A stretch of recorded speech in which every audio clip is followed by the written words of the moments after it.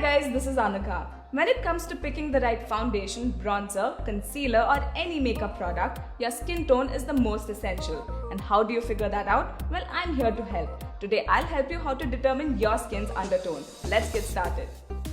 Undertones are a foolproof way to decide any makeup base. There are three kinds of undertones: cool, warm and neutral. Here's how you can determine yours. Check your veins. If you have greenish veins, then you have a warm undertone. If you have bluish or purple veins, then you have a cool undertone. If your veins match the color of your skin, then chances are that you have a neutral undertone. Another way to determine your undertone is by holding up silver or gold jewelry against your skin. If gold looks better on you, then chances are that you have a warm undertone. If silver looks better on you, then you have a cool undertone. If both look good on you, then you have a neutral undertone.